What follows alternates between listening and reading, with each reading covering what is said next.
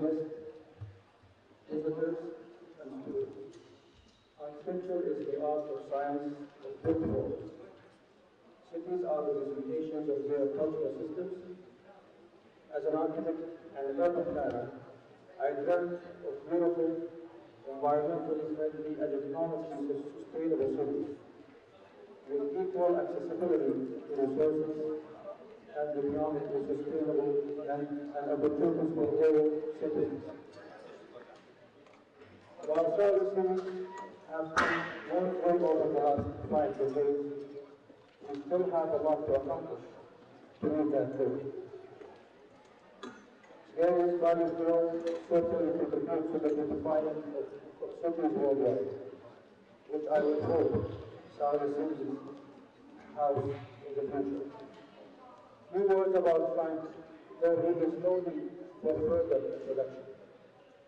Mr. Gehry is a world-renowned architect, known for his exceptional and uniquely post-modernist, world-class landmarks that stand out as creative ensembles of unusual shapes and materials that, no matter how unconventional in shape, design, and use of materials, they are exceptionally functional.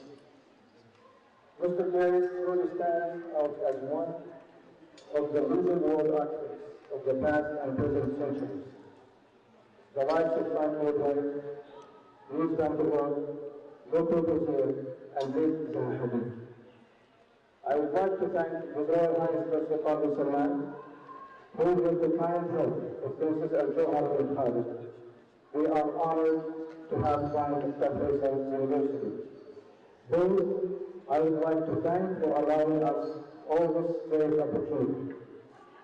I extend my appreciation to the Saudi Society for Engineers who helped us spread the word so one can benefit of Mr. Gehry's ideas and advice to make our cities more appealing and functional.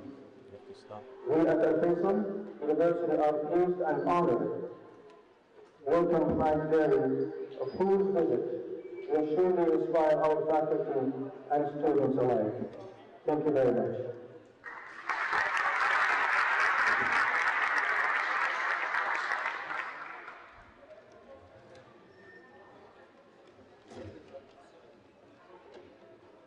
Today, the format will be mostly Q&A and exchange of ideas.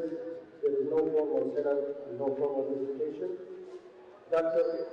Anas Faris will manage or coordinate and moderate this. Dr. Faris is currently professor at the King Abdul Aziz City for Science and Technology Camp and Massachusetts Institute of Technology, IT. He is the co-director of the Center of Complex Engineering Systems at CATS at MIT, as well as the co-director of the Precision Support Center at Tax and Boeing. Furthermore, he is the director of the Joint Centers for Excellence Program, JCP, at CATS that includes several joint centers with academia such Stanford, UCLA, Cambridge, and Oxford, as well as joint centers with industries such Intel, IBM, and among others. I would like to introduce and welcome Dr. Anna.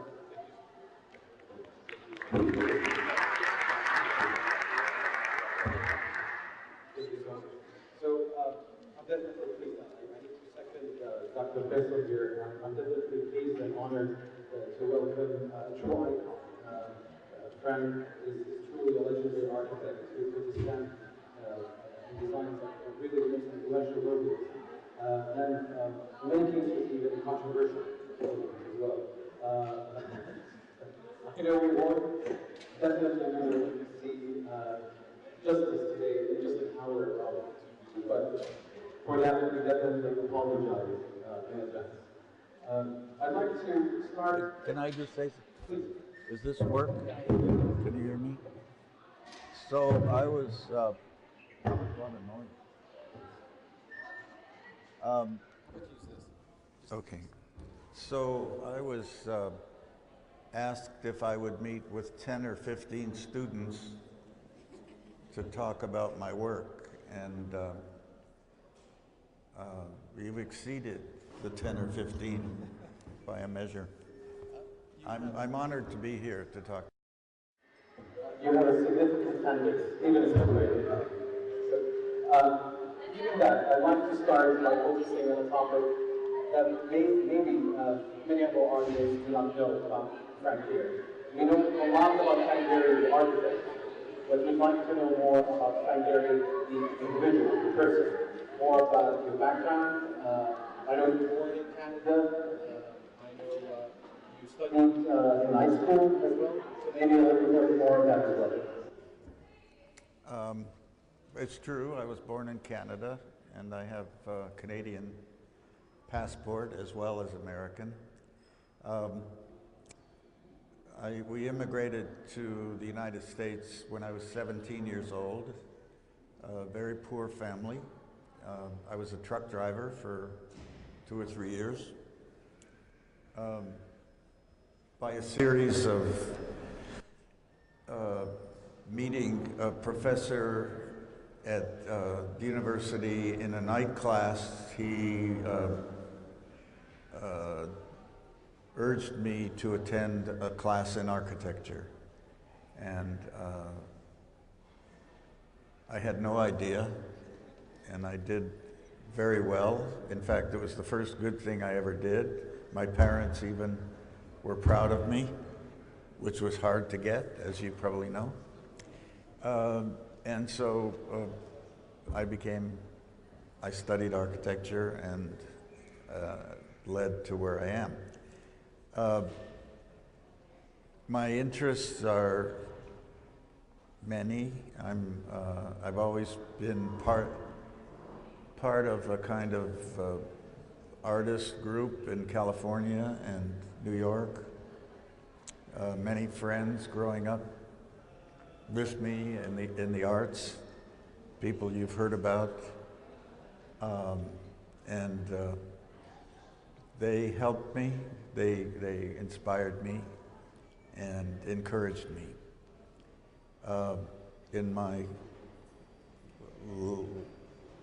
I've been also interested in many other things. For the last 40 years, I've been part of a science board I'm not a scientist, but finding a cause and cure for a neurodegenerative disease called Huntington's chorea. And over those 40 years, I've spent a lot of time with neuroscientists and microbiology and things like that. So I'm not knowledgeable in those fields, but I'm supportive and stay interested. I'm also recently been interested in starting an arts education program in California. We've sponsored 10 schools to start with in the state of California, 10 schools that are under 10. Nobody takes care of them. They're in very poor districts. People are being marginalized, and we're very interested in turning those schools around and using the arts. I finally believe that the arts are, with all the confusion in the world politically and economically, and that we speak to each other across nations through the arts. So I've been part of the Devon Orchestra, which is an orchestra formed by Edward Said and Daniel Barenboim, with Israelis and Palestinian musicians playing together in the orchestra. Something I really believe in.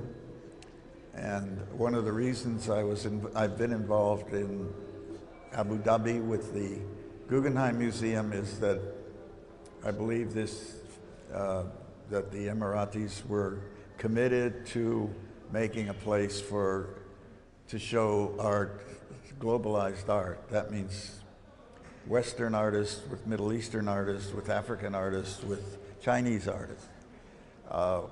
These artists are talking to each other over the decades, over the years, Picasso, as we know, was influenced by Africa.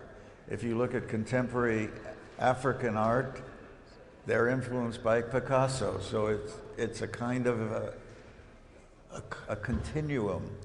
In China, a lot of the art is influenced by Andy Warhol. So and I know that in the Middle East, I've been paying attention since I've been involved, that a lot of Middle Eastern art is of the highest quality and needs to be shown worldwide. And it's interesting to me that a lot of the Middle Eastern women artists are some of the best works.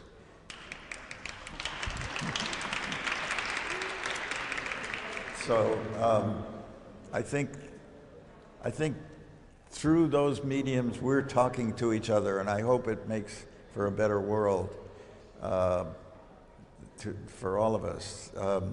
I also have found an interest in classical music. My mother played the violin when I was a child, and she took me to concerts, and I've been able to design concert halls for very prominent orchestras, LA Philharmonic, and now I'm working with Gustavo Dudamel, the Venezuelan conductor who's a genius, and we're building a school in Venezuela for El Sistema, which is the most magnificent arts education program I've ever heard about. It's something we should definitely bring to Saudi Arabia, where kids from everything, from poor, rich, physically impaired, mentally impaired, are all playing in an orchestra, playing Beethoven, playing Tchaikovsky. And it's enriched their lives, and it's opened the doors to people who would be normally marginalized. So those are all my interests, and architecture is a sideline. So given that you were trained as a artist, when and why did you decide to develop your own style? Well, when you start out in architecture, you start with teachers that lead you to certain aesthetic worlds. Something that's not very much considered is that growing up as an architect on the west coast of the United States, the Asian influences are very great. And when I was young in architecture in the 50s, late 40s, LA was being built with thousands of tract houses with wood frames. It was very compelling image before they covered them up. It was always more beautiful before they put the finish on them. It was very it connected very much to Japan and the wood structures in Japan. And so there was an easy transfer to the Japanese architecture language. And so I started out with that. And if you look at some of my buildings even now, the DNA has that sensibility in it. I can't escape it. It's part of my life. And I love it. So I use a lot of wood. I am very interested in the humanizing qualities, but not to copy the past, to find the best thing to do. When I meet with students, I teach a class at Yale every second year, and I often ask the students to write their signature and then look at their signature, and they're different from each other. And by accident, those signatures are personal. So it means that you have a personal, intuitive language. And if you look for that in your work, the nice thing about that is you are the only expert in that, right? So people can like it or hate it, but it's yours. And so I've just used that principle all my life to keep doing that, not to try to, I have lots of friends in architecture like Zaha Hadid and Ram Koolhaas. Each one of those people has their own signature, and I respect that. And I don't try to be like them. So, and I think they don't try to be like me.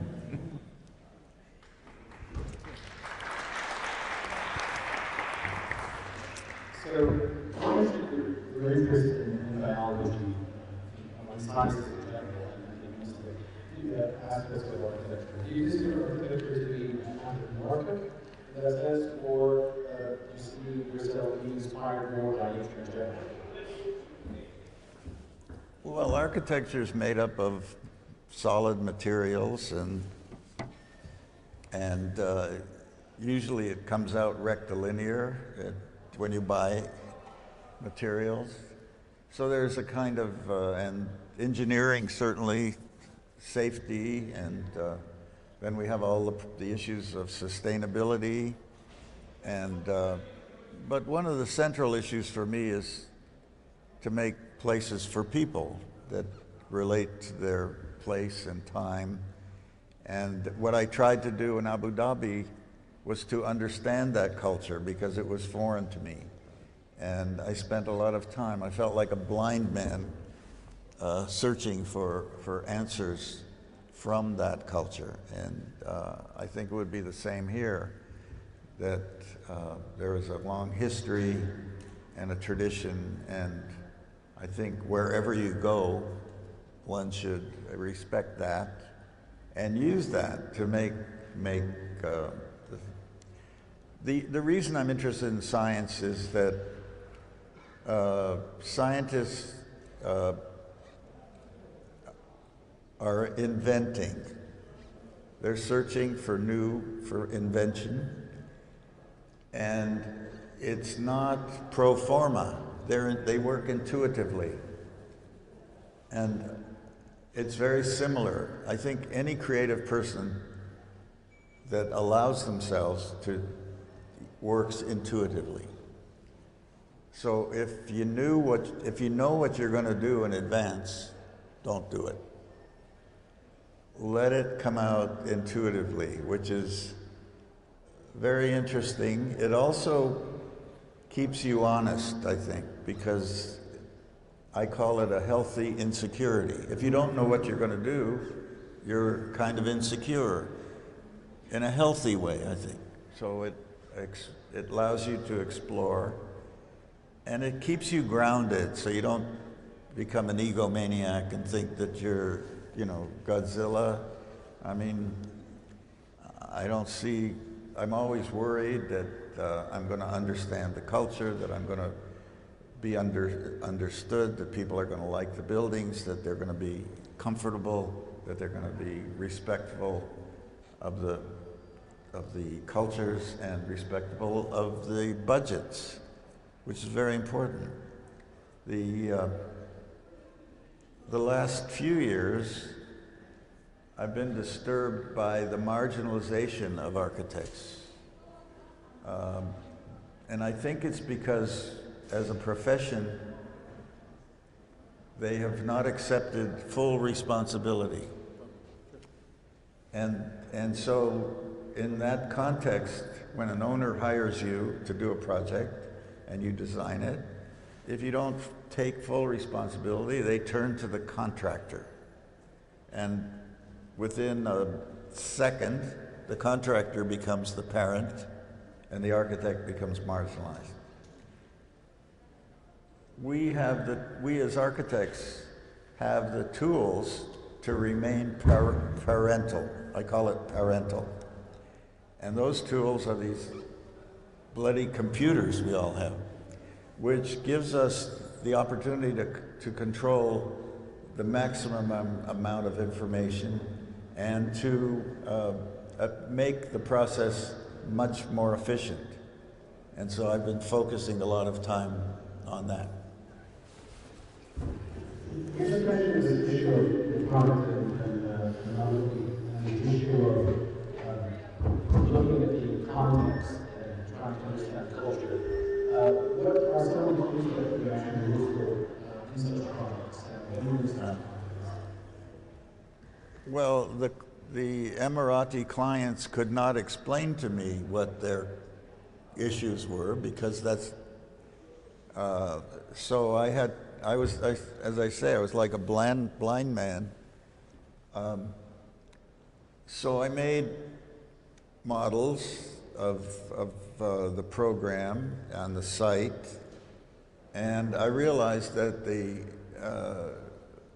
when I visited Abu Dhabi, people preferred to be outdoors under canopies, and so the simplest cooling model is the Indian teepee, which is like a cone with a hole in the top, and the hot air goes out, and it keeps it cool. So I took some paper and made a bunch of teepees, and I put it on the model, and the paper happened to be blue, and my partner, Anon, who's sitting over there, worked on it with me. And when the Emiratis came to my office, they looked at that and said, "That's amazing. How did you know?" And I said, "What are you talking about?" And they loved these teepees. And I tried to understand why would they like that. And I looked at what the buildings that they know. And the buildings are made like a mosques have multiple domes. So it's a simple shape and it's multiple. The teepee shape was a simple shape and it was multiple. And they could understand. So all of a sudden I was in the club. I related. And I felt I had the first baby steps to understanding. I then made the teepees with a beautiful wood structure, and the Emiratis came to the office and looked at that and said, "You did it again. How did you understand?" So it was, I understood later because it was a love of geometric shapes that was part of their culture. And so we slowly got to know each other as I was designing the building. The building is not for any other place in the world. I wouldn't design it anywhere. It's for there. And I take pride in doing that wherever I go. Talking about Frederick, we'll have to always talk about Bilbao. Do you consider Bilbao as a culmination of a process you have lasted over years, or truly beginning?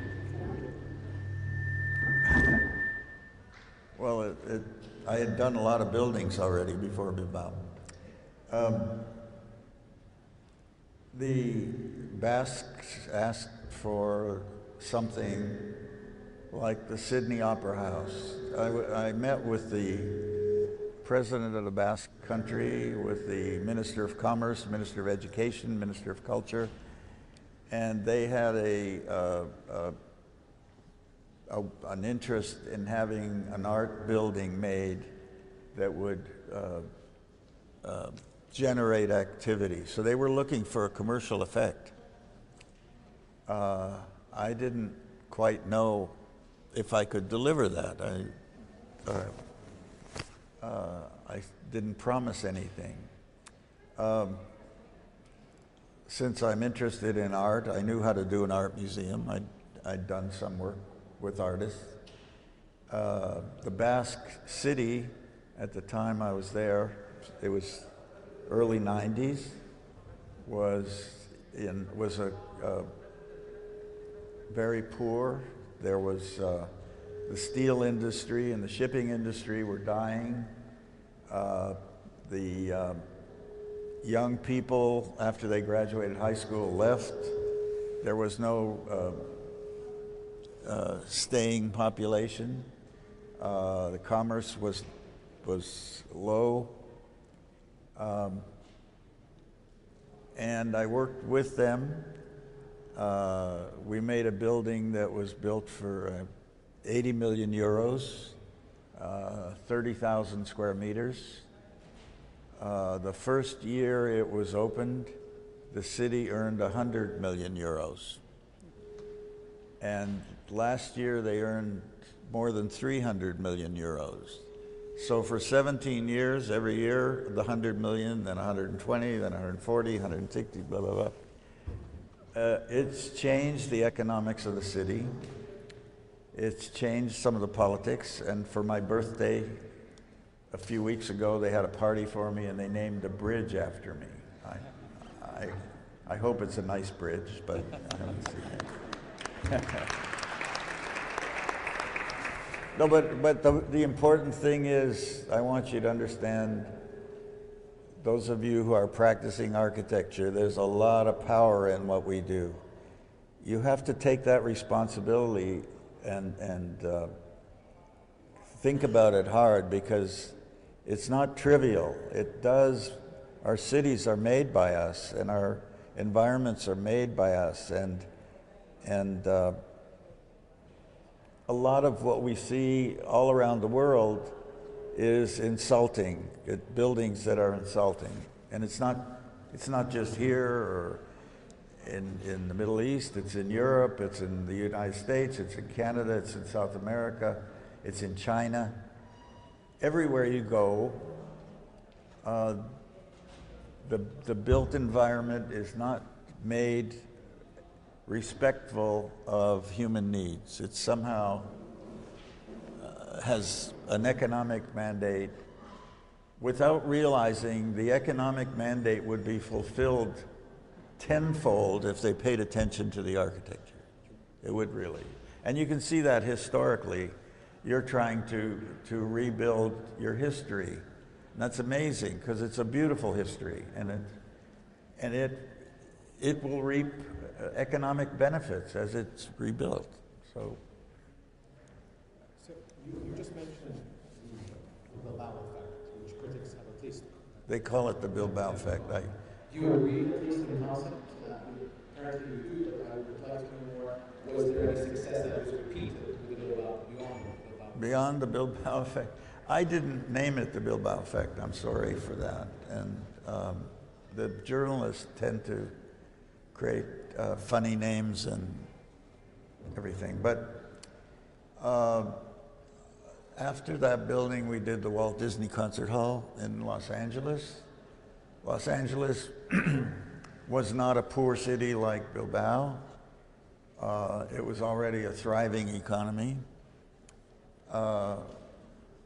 When the building was finished, and it was built for $207 million. So concert hall, very economical. The Los Angeles Philharmonic has become one of the greatest orchestras in the world since, because they could hear each other in this building, so they could grow.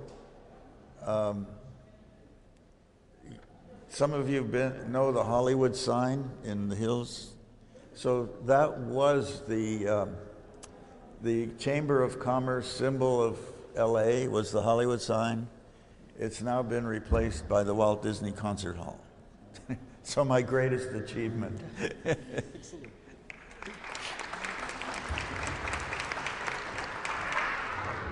Keeping the subject on Bilbao, the last question is now, would you do anything differently in Bilbao?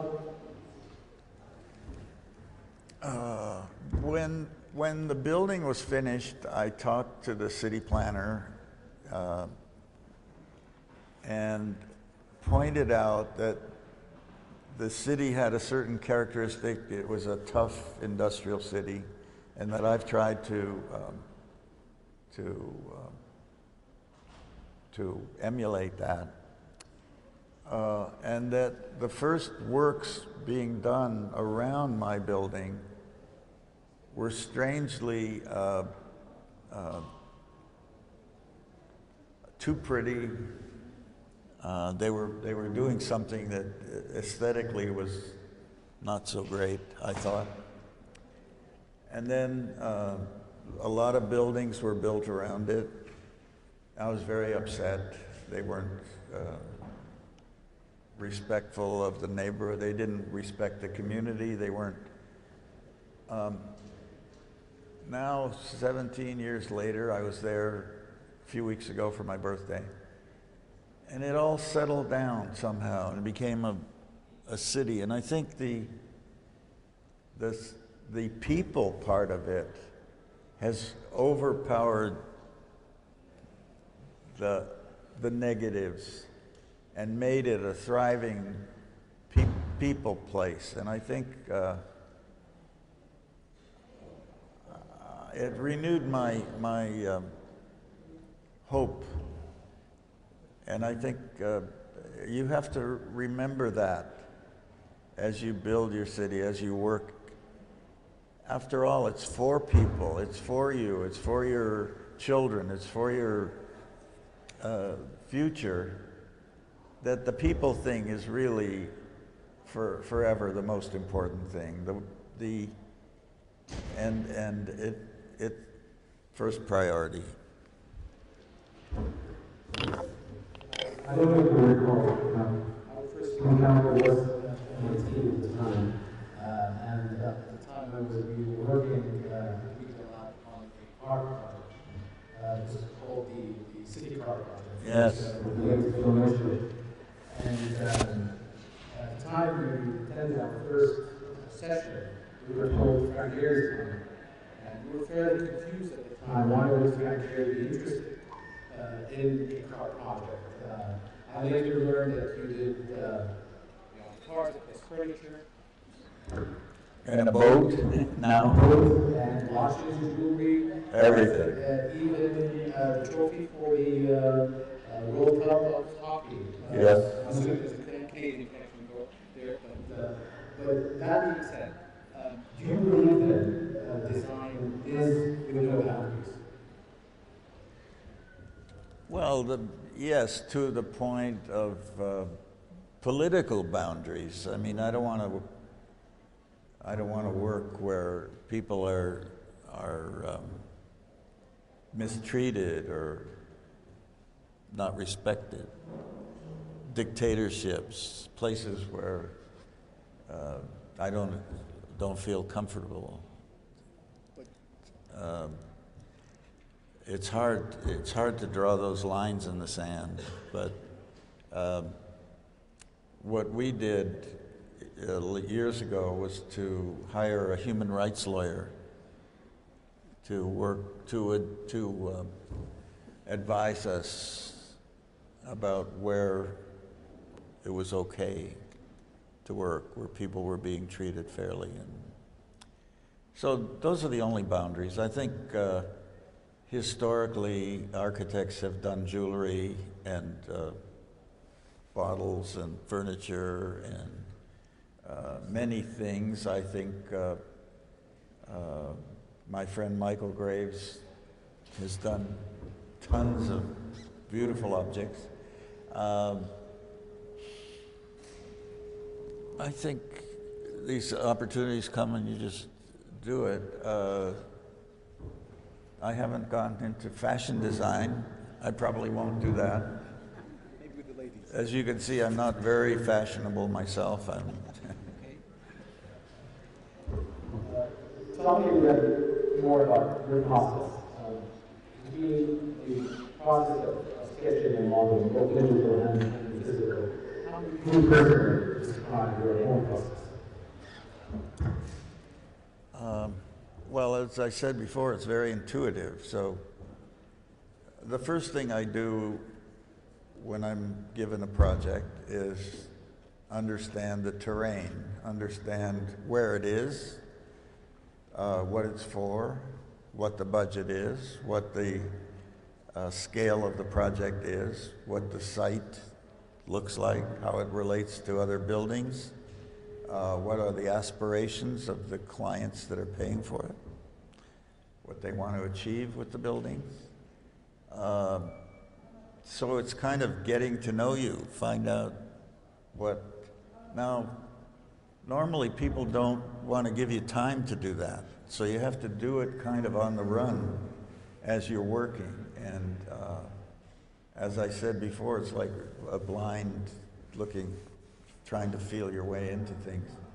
A lot depends on where, the topic, what the issues are. But I make models of the terrain, with blocks, so I understand the scale. And then I do a lot of personal sketching of ideas, and I work in teams with younger people like Megan and Anand, and we develop models together, and we have sessions. They have their talents, which I take advantage of too. So they become part of the ownership. They feel, as I do, an ownership. Because that's really important, that they're not us people that are just making my stuff. We work, it's a collaborative process, and it's very, very exciting for me because I feel I'm not alone out there. Talking on the process aspect, I know you hosting this village have trouble with the internal French museum, but I think you're not pleased with some of the elements that refer to the testifier. Yeah. Standards. I know that you and John to search for solutions at the time, and apparently you stumbled upon tools currently more sophisticated. With technology, so for instance, looking at Gehry. Can you tell us a little bit about how that came to influence your process of design? Well, your teacher, Bill Mitchell, who was an Australian who went to MIT and became the dean, actually, but he came to my office several times, way back, and tried to convince me to start using the computer. The computer at that time was being used for renderings, mostly, and the big offices were using them. And I didn't like the renderings. The quality of the image wasn't good enough for me. They're still not good enough. They're cold and lifeless still. But I did start to use it to describe the shapes, and if you look at the softwares that are available, some of you probably use them, like Maya and Rhino. They have an aesthetic, so you can recognize buildings that were done with them, right?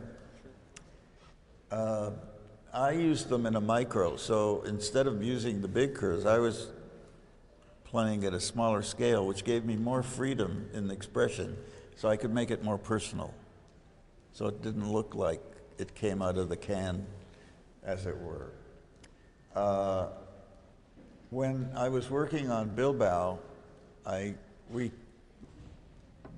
there were no two pieces of steel the same. And we had 6 subcontractors to build a steel frame. And so we sent a team over and trained them how to read the data.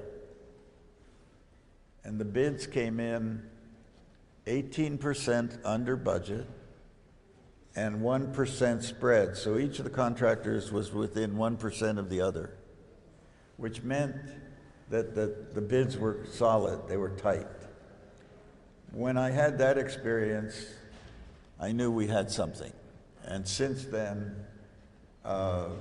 we've developed add-ons to the CATIA software to make it more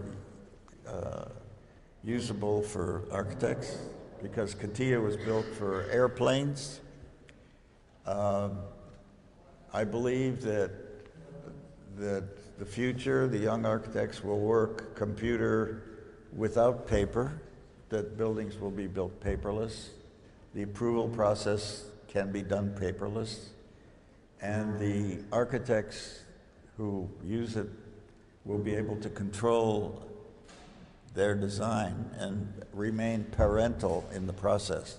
So it's an exciting tool, and you can abuse it. There are people that are just taking it out of the can and building buildings with it, and those are recognizable. But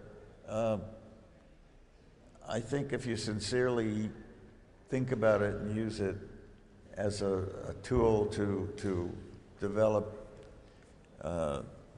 meaningful buildings, it'll give you an edge, as they say. You mentioned when you first started using this Google now, with different tools, you mentioned cost. There's a general impression sometimes that some of your projects are either costly or over budget.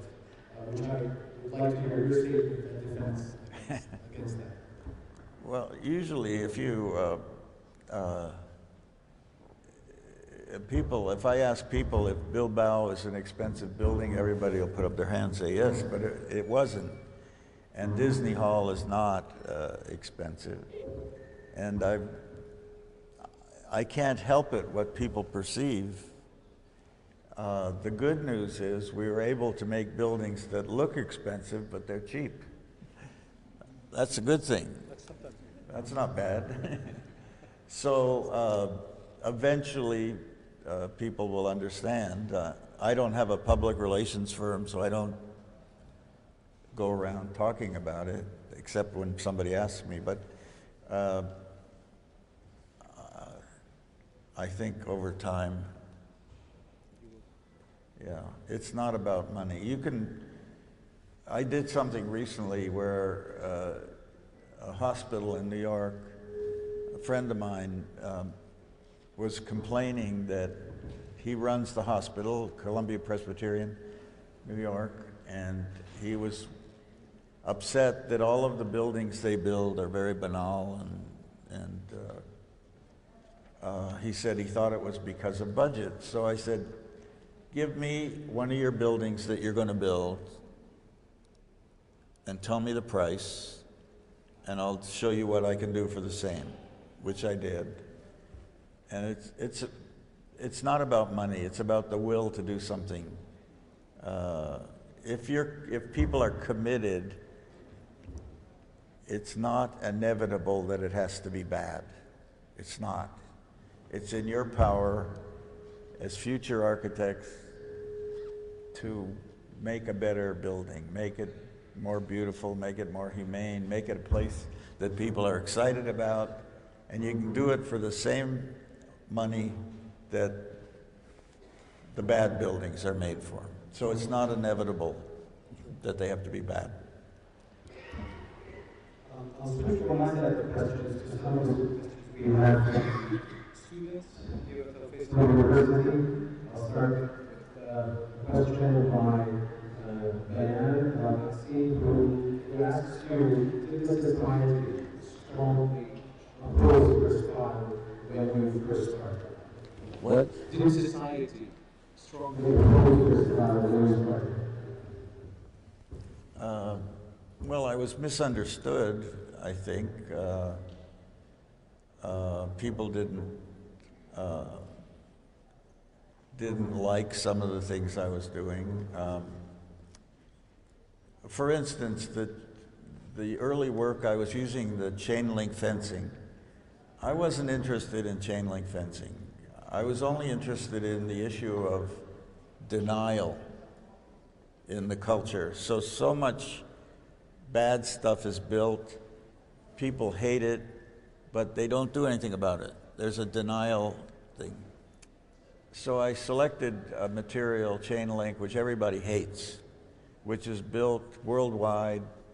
Everybody uses it all over the world. Chain link fence, right? They probably use it here.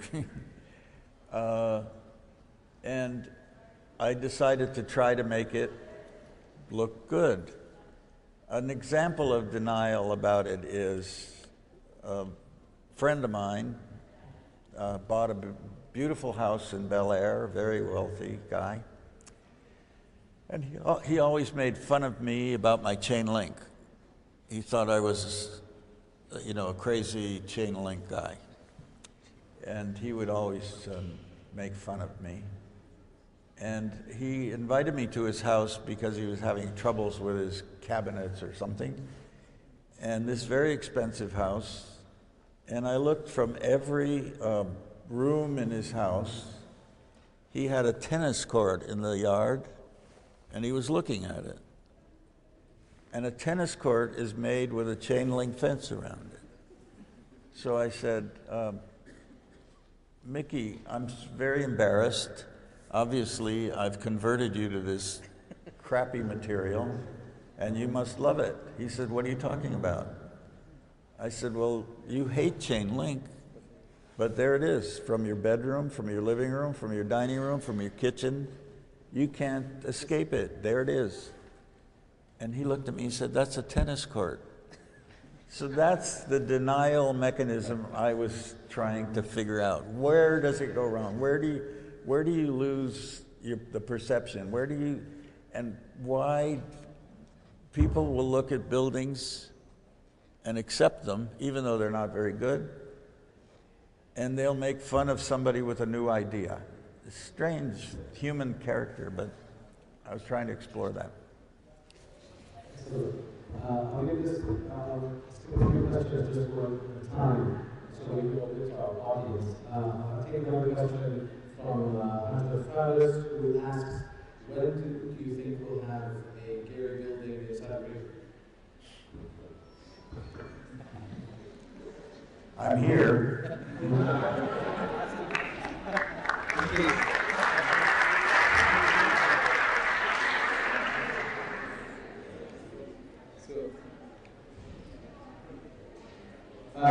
This is a question from Elise of Debunking. She asks, was there ever a time in your career where you doubted your decisions to be an architect? I don't allow myself that kind of doubt. I doubt everything. I'm not somebody that just assumes that I'm going to be right. I question things. I'm curious. I want to know why always. Why is this right? Why is this what it is? So I've been raised as that, questioning always. And it's gotten me into trouble sometimes, but mostly it's been pretty good. I have another question. Ryan asks, what is your favorite building? In the world? No, yours. Oh. I can't answer that because it's like saying, which of your children is your favorite? You've heard this answer before, I'm sure.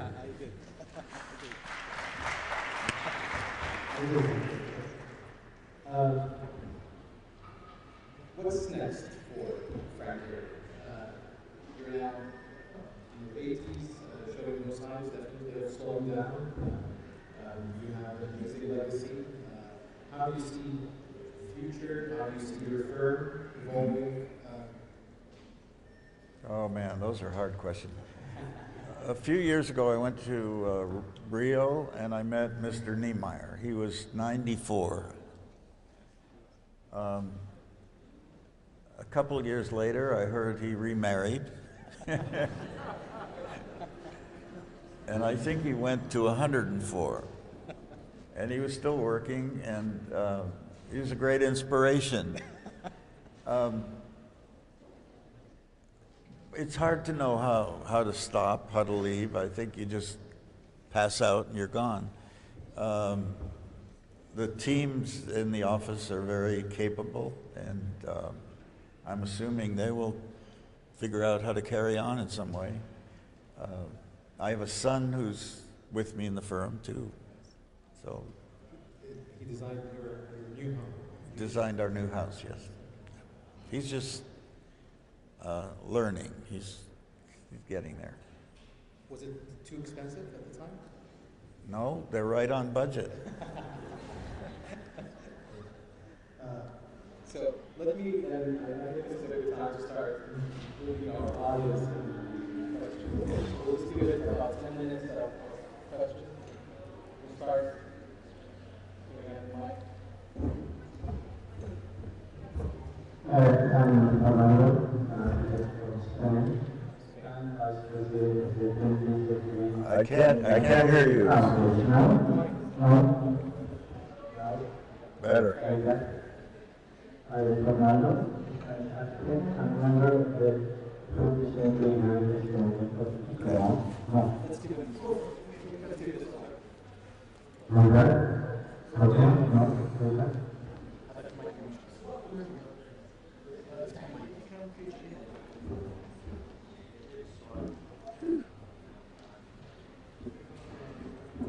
Now it's better? Just not too Now it's better? Not too close. Now it's better? Yes. Okay. So, I'm Fernando, Spanish expert, and member of the 5th Century Committee of Excellence. Hold it, Lord. Hold it, Lord. Pray the Lord. Lower, Mike. Sorry. Primary. Thanks and congratulations. Congratulations, you have graduated an award for your work. You received an award for this experiment done in Bilbao.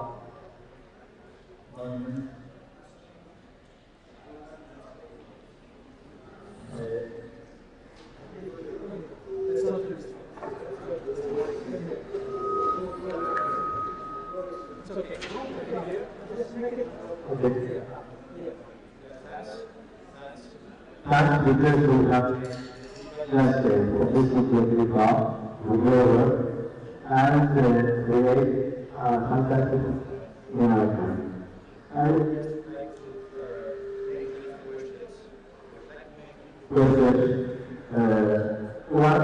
How we can convince the authority of any city in the world to protect this century heritage? To protect, make the protection of the 20th century heritage as is your government in Bilbao. I think we need to get involved with authorities so we can get enough of the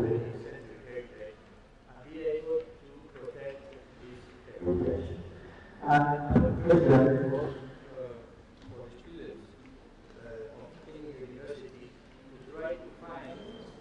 we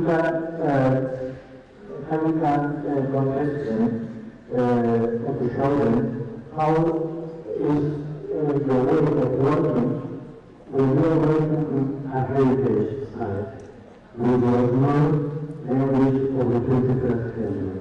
I think this is a very difficult. I try to chat a little bit. When you are talking with students, you are working in a heritage site with your own language, with your 21st century language. How do you do that? How can you live both the antique century heritage and your new heritage? Thank you. Well, I don't know what, I don't think I've worked on a heritage site. Bilbao was not a heritage site. It was an industrial site on the river, and I respected the city and the people. I think a heritage site has different requirements of that require a respect for the history and what's there, in some cases, rebuilding it the way it was.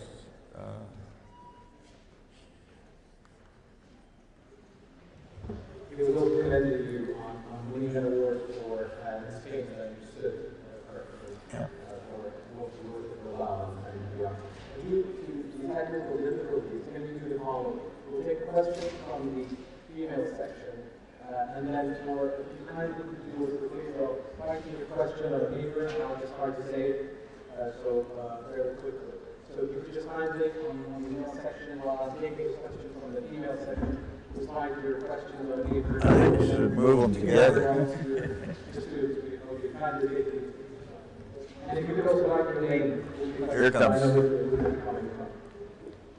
Sorry for the technical difficulties. Okay, so this is from Angela. Apologies. So she asks, what makes a good architect?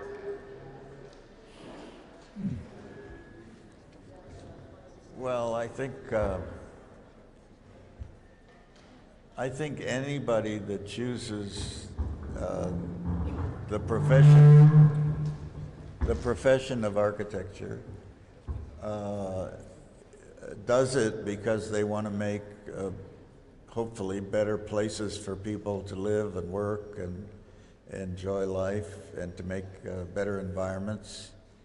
And so I think if you keep that reason paramount in your life, and then you respect the other issues of context and program and budget and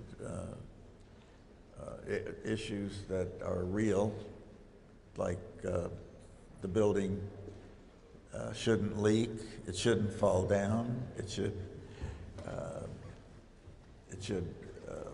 inspire people. I think you have to set the highest standards and live by them. Question from the next section. Okay, females seem to be faster, so we'll go for the females. Can you tell us if you're, I don't see any, okay, Lama Sharif asks, can you tell us if you're working on a potential project for Riyadh? Oh, sorry, that's Konyama and Shipping. Can you tell us if you're currently working on a potential project for Riyadh? I'm not. Fantastic. Next question comes from Lama Sharif. What makes an architectural team successful, do you think? Agreement that the purposes are the same, they have the same goals, that same priorities, and so that it's a coherent team, coherent respect. Do you by any chance, given that, have ever suffered from too many cooks in the kitchen? Well, if you want to hear all my suffering, we could go on for days about that. The IT department in my office I get very angry with because... Do we have any of them here today? No. So you can talk about it. So they never seem to understand what I need, so my telephone never works exactly the way I want it. Or the mics? No, the mics, I don't care. But no, there's normal excitement, happiness, and normal irritation and disappointment. It's life. So, second question is from Maria. I'm assuming, apologies if I pronounce the name wrong. She asks, We often see she calls it decorative buildings lacking functionality. Lacking function. Lacking functionality. How do you balance between creativity and functionality? I never experienced functionality being a deterrent to creativity and creating so-called beauty, if you want to allow that word. I think functionality is crucial to the, you can't, I'm not We're going not going to go. We'll try to go in a sequence. I was worried before you. We'll stay here to the evening. No, we have another 5 minutes in. I'm hungry. I mean, thank you for all your interest, but forgive me if I run out of time, out of... So I have a question here from a gentleman, Ahmed, who asks, what did Frank learn from the past mistakes? And what do you... Euro building, 30 million euros is waste. That impact on the environment is profound. So it's not only that implies energy waste and a lot of things. I think when you brush your teeth, you let the water run. That's waste. Multiply it by everybody in the world brushing their teeth and letting the water run. So it's hard to know. My son is building my house, and we are making it energy neutral. So it will be zero emissions or anything. The cost of doing that is 15% of the cost of the building. You can't. I'm doing it because I believe in it, but most people can't do that. You can't afford to do that. So I think it's a global issue, and I think it's a political issue, and I think obviously the individual governments are not taking their responsibilities. I think you have to ask your leaders. It has to be a more global event, and not just, as individuals we do what we can. That means stop driving a car, buy a horse, and go to work on a horse. I've always wanted to make a picture of one of the Hollywood freeways with no cars, but all people on horseback to show what. But it's a complication that we have to face, and I think we may all go down with the ship. Maybe. I think this might be one of the last questions. So, Yeah, your time is up. My time is up? Give me the... I said last question, I'll give it. This is from architect of the Fattah Sheikh, who's a practicing professional. He asks, what do you think in your opinion? what would it take for a civil architect to move beyond the boundaries and become more global? I think the world's wide open. If you get on a plane and go somewhere and meet somebody and do a job, I have not gone everywhere and done. I go where I'm asked to go, and so the only building in the Middle East has been in Abu. The other countries have not invited me. I think it's possible to go places and meet people like I'm doing here today, and maybe something. I don't usually do this, but it's possible something would come out of it, and I would be invited, maybe, to do something. But I think it's just up in your mind, whether you go with the flow, you go to where you meet people, you go to things, and you're curious. If you can expand. This was a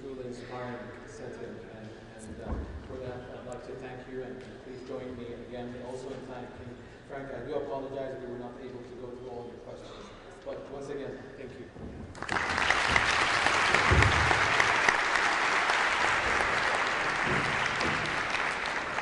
This was excellent. Thank you. Let's give your hand right.